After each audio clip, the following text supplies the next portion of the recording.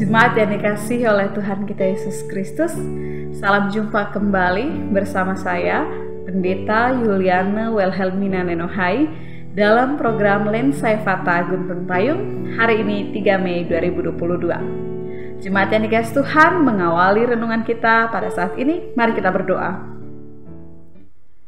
Tuhan yang baik, terima kasih karena Engkau telah menyertai kami sepanjang kehidupan kami, sehingga dalam keadaan kami, apa adanya diri kami kini, kami boleh Tuhan berikan kesempatan untuk beribadah bersama, berjumpa lewat program Lensa Fata Guntung Payung. Dalam perenungan ini, kami mohon Roh Kudus-Mu tolonglah kami Tuhan, anak-Mu yang berbicara pun setiap kami yang mendengarkan, agar kami boleh menjadi penerima firman Tuhan dan juga pelaku firman Tuhan dalam pengutusan kehidupan kami. Dalam nama Yesus kami berdoa, amin. Bacaan kita pada saat ini terambil dari kitab Rut pasal 1 ayat 15-17 yang menyatakan demikian. Berkatalah Naomi, telah pulang iparmu kepada bangsanya dan kepada para allahnya. Pulanglah mengikuti iparmu itu. Tetapi kata Rut, janganlah desak aku meninggalkan engkau dan pulang dengan tidak mengikuti engkau. Sebab kemana engkau pergi, ke situ jugalah aku pergi. Dan di mana engkau bermalam, di situ jugalah aku bermalam. Bangsamu lah bangsaku, dan Allahmu lah Allahku. Di mana engkau mati, aku pun mati di sana, dan di sanalah aku dikuburkan. Beginilah kiranya Tuhan menghukum aku, bahkan lebih lagi daripada itu, jikalau sesuatu apapun memisahkan aku dari engkau selain daripada maut. Demikian pembacaan Alkitab, terpujilah Kristus, haleluya. Bapak Ibu yang dikasihi oleh Tuhan kita Yesus Kristus, sudah berapa banyak keputusan yang kita ambil sepanjang hari ini? Kita memutuskan bangun jam berapa? Atau sudah terbangun, bangun atau tidur lagi? Kita memutuskan melakukan hal apa setelah bangun? Lihat HP, minum, atau berdoa? Kita memutuskan mau makan apa? Kita memutuskan untuk mau membuka renungan lewat program Lensa Fata Guntung Payung, atau ditunda dan baru jam saat ini ketika kita membuka, dan lain sebagainya. Sungguh banyak keputusan yang dilakukan oleh manusia. Dan keputusan-keputusan itu juga punya levelnya. Keputusan biasa, bangun atau tidur lagi. Keputusan dengan level yang penting dan tidak penting, sepele, punya resiko besar atau tidak beresiko sama sekali. Keputusan yang akan kita ingat dan kita kenang, atau keputusan yang tidak memiliki kesan sama sekali, yang kita bahkan lupa kita sudah memutuskan itu, dan lain sebagainya. Jadi manusia hidup dengan sangat banyak keputusan yang dilakukan oleh hidupnya. Pada saat ini kita membaca kisah Rut tentang keputusan yang diambil oleh Rut untuk mengikuti Naomi. Rut ialah menantu dari Naomi bersama dengan Orpa, namun suaminya sudah meninggal. Bapak mertuanya juga sudah meninggal, sehingga mertuanya memutuskan untuk kembali ke kampung halaman. Rut yang adalah orang Moab, pada bacaan kita mengambil keputusan yang memiliki pengaruh seumur hidupnya. Ketika dia memilih untuk mengikuti mertuanya, maka dia akan memberikan dirinya untuk berjumpa dengan orang baru di tanah kampung halaman mertuanya. Lingkungan yang baru, nasib yang baru. Mertua sudah lama meninggalkan kampung halaman. Kami makan bagaimana? Kerja bagaimana? Keberadaan mereka di sana bagaimana? Kampung halaman mereka, rumahnya, tanahnya. Kalau saya ikut dengan mertua saya meninggal, saya bagaimana? Agama, dalam hal ini Allah mertua, harus menjadi Allah yang saya ikuti. Saya harus meninggalkan keluarga saya di tanah Moab dan mengikuti mertua saya. Jadi ini adalah sebuah pertimbangan dan keputusan besar yang diambil oleh Rut yang mengubah masa depannya ataupun juga mengubah cara hidupnya ke depan. Karena tadi perjumpaan dengan lokasi budaya yang berbeda dengan keberadaan dia semula. Namun yang paling menarik di sini ialah Rut mengatakan, Allahmu lah Allahku.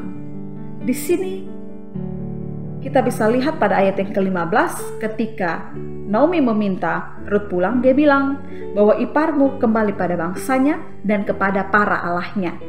Dan Rut menjawab pada ayat 16, Allahmu ialah Allahku. Jika kita menyandingkan ini, Rut seolah-olah mau bilang bahwa aku tidak kembali kepada Allahku.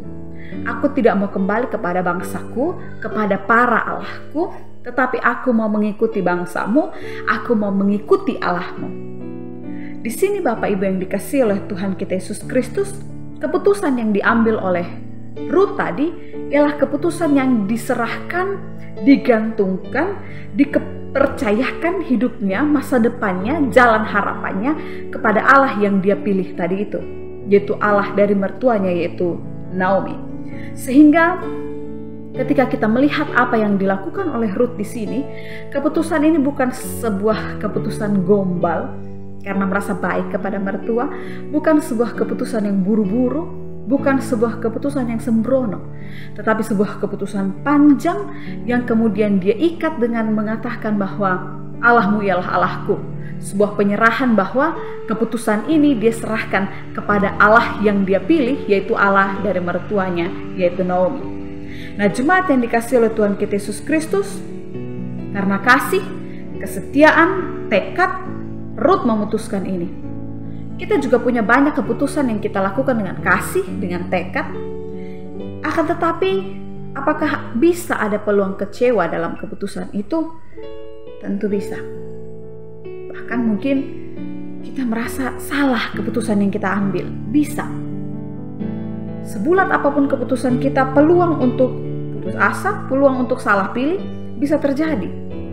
Akan tetapi yang kita lihat di Rut ialah kepasrahan dan kepercayaan kepada Allah menyempurnakan tekad dia dan membangun optimisme dia untuk menjalani keputusan hari-hari yang dia putuskan itu, yang belum tahu jalannya akan seperti apa. Nah, jemaat yang dikasihi Tuhan, banyak keputusan dalam kehidupan kita ini.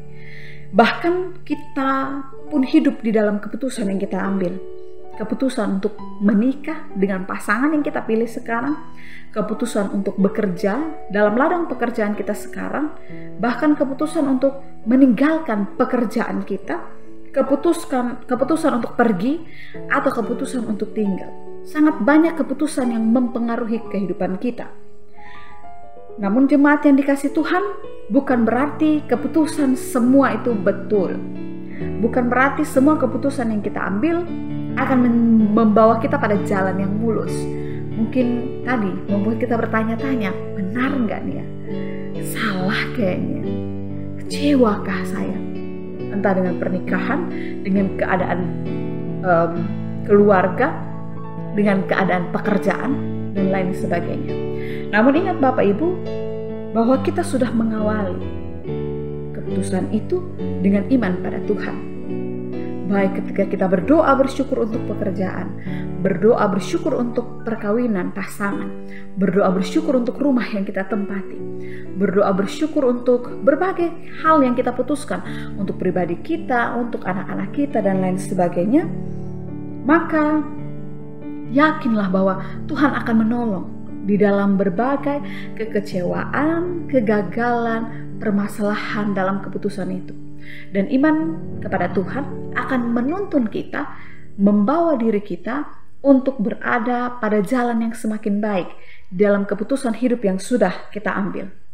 Kita mampu bertanggung jawab atas keputusan hanya ketika kita tahu bahwa kita mengawali langkah itu dengan Tuhan, dan kita yakin Tuhan akan menyertai kita. Kita menjadi optimis, kita menjadi terus bersemangat untuk memperjuangkan apa yang kita jalani sekarang, pun juga memperbaiki yang kita sadari bahwa mungkin keputusan ini salah. Bukan berarti kita tidak bertanggung jawab, akan tetapi karena kita bertanggung jawab akan kehidupan kita, kita mau juga untuk memperbaiki keputusan-keputusan kita yang salah, karena kita tahu Tuhan tidak berkenan atas keputusan itu.